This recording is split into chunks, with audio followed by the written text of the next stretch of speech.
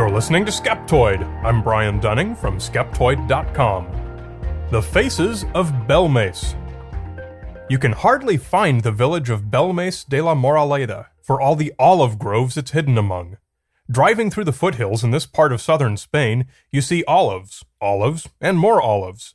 But turn up the slope and you'll discover its white stucco buildings drenched in sunlight, its 2,000 residents hard at work keeping it spotless and neatly trimmed. But not everything in this pastoral hamlet is quite so cheery. For more than 30 years, one house in town enclosed a frightening portent. The image of a face once appeared on its concrete floor. Its owners tried to remove it, but it persisted, and soon it was joined by others. And others. Soon, ghastly, ghostly countenances were everywhere on the floor, sometimes even overlapping. Small faces, big faces, some benevolent, some shrieking in horror.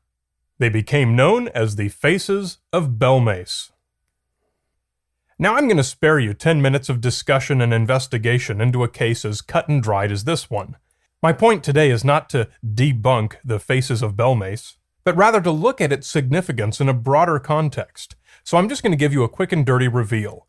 The faces were shown to have been painted on the concrete floor, the first with paint and later with acid, and the woman living in the house found to be perpetrating a hoax on the public for financial gain. In 1971, Maria Gomez Camara announced the appearance of the first face on the kitchen floor, and psychic believers called it a case of thoughtography, claiming that Camara's thoughts had a telekinetic effect and projected images from her mind onto the floor. When she and her family began charging admission for tourists to see the faces, the mayor had a sample removed for testing. The hoax was easily revealed, and the city banned any further tourist trade from being conducted at the residence. However, that did not stop them, and the faces continued to appear for more than 30 years, until Camara's death in 2004. When I give a public lecture, one of the first questions I'm often asked is, why do people believe this stuff? And though it would be nice to have a reason, the truth is that there are probably as many different reasons as there are people. But there are some common themes. When we look at the Faces of Belmez, you and I see something that's an obvious hoax, that it seems you'd have to be unrealistically ignorant to believe in. Ignorance probably plays a role for some people, but for most of the pilgrims who traveled to see the faces, cultural context was probably a bigger factor. We are not surprised to learn about Native American spiritualism, for example, and neither should we be surprised to learn of European traditions. The Andalusian region of Spain places deep emphasis on the Virgin Mary, and the lower classes in particular bear the influence of Eastern European gypsies, called Romani Gitanos. Even the Gitanos' style of dress shows obvious gypsy cues. Among gypsy traditions are a deeply rooted belief in psychic powers, faith healing, and communication with the dead. Thus, we have a population molded by a blending of Catholic miracles with psychic powers.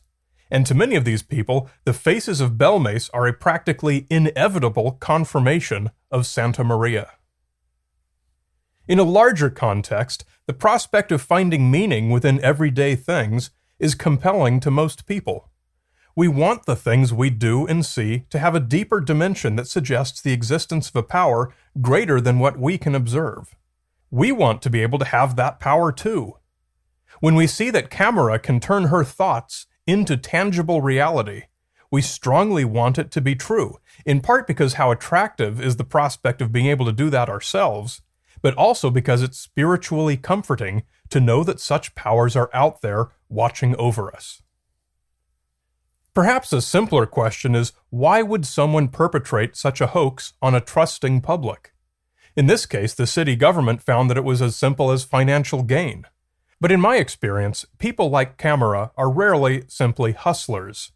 If she was like most career psychics, she probably believed her powers were real.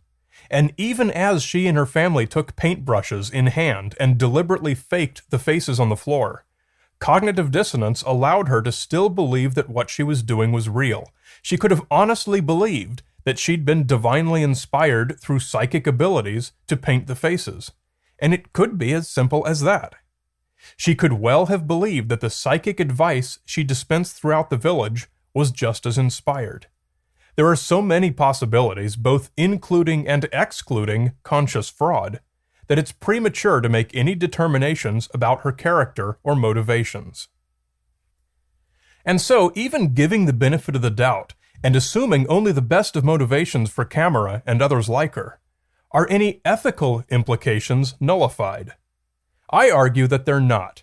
Until psychic abilities can pass any kind of controlled test and be shown to exist, it's safe to say that Camera's psychic advice is no better than what you might get from a cat or the flip of a coin. Knowingly or not, Camera violated any kind of ethical code you might choose to apply to what she did. At a minimum, she allowed the belief to persist that the faces appeared spontaneously. She could easily have painted them on canvas or anywhere else and offered the story that they were the result of psychic abilities, but she didn't. She stuck to what she knew was a lie. She derived profit from it, and she knew that people took her advice in part because of the bolstering provided by the lie. The same can be said of anyone who dispenses a product or service who has good reason to doubt the value of such a product. Every psychic, homeopath, and acupuncturist is well aware that controversy exists regarding the validity of their product. Even though they may have thoroughly convinced themselves that their products work, they know that not everyone agrees, and they know that the overwhelming body of empirical evidence is against them. Every ethical practitioner should refuse to accept another penny until they can establish that their service is indeed of real value to the customer. When doctors learn that a certain drug is found to be worthless, they should stop prescribing it, regardless of their personal feelings about it. Psychics should have no less of an ethical obligation. Perhaps more important than the ethical implications of tricks like this are its intellectual ramifications. Believing tourists who come to Belmez to see the faces are transformed from innocent believers who take the story on faith into experienced witnesses who have evaluated the evidence firsthand and no longer need the faith. What was merely a superstitious belief is now authoritative knowledge of how the universe works. And it's wrong. When you validate someone's superstitious belief, you teach them that other superstitions are likely true as well. Someone who witnesses the proof of a magical claim firsthand is much more likely, perhaps even certain, to fully embrace any other claims coming from the same source or similar sources. Consider the possibility of a child from one of these villages getting an infection or diarrhea. Left untreated or ineffectually treated, these can be fatal, when a simple trip to any doctor could easily cure them. The Faces of Belmez teaches villagers to put their faith instead into a traditional treatment left over from the days when these conditions were virtual death sentences. But of course, it's relatively rare that someone's superstitious beliefs actually put their life in danger. What's much more common is the reliance on psychic information to guide decisions in business or personal relationships. By all accounts, Maria Gomez Camara was among the most influential people in Belmez. People brought her questions every day, seeking what they believed was guidance divinely inspired by Santa Maria. The city council's determination that her painted faces were fraudulent apparently had no effect on the public's perception of her abilities.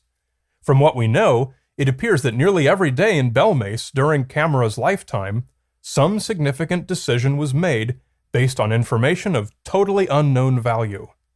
I found no record indicating whether the advice she dispensed turned out to be right or wrong, so there's no foundation to assert that her advice was not divinely inspired or was not of faultless quality.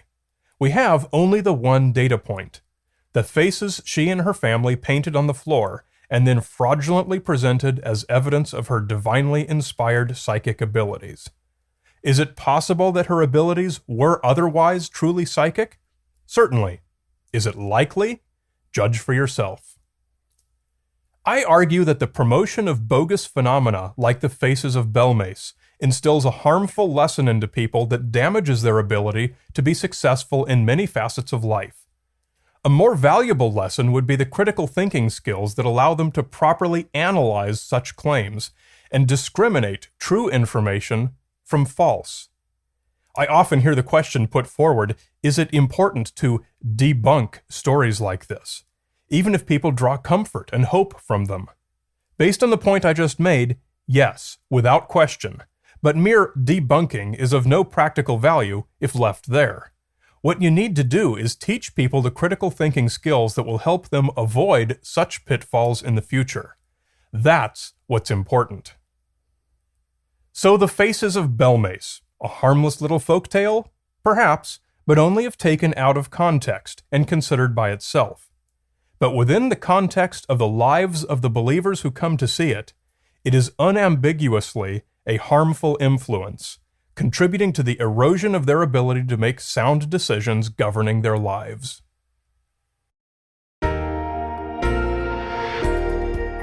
Want a new way to share Skeptoid with a broader audience? Check out In Fact, my new video series, based on selected Skeptoid episodes. Come to infactvideo.com and check them out. You're listening to Skeptoid. I'm Brian Dunning from Skeptoid.com.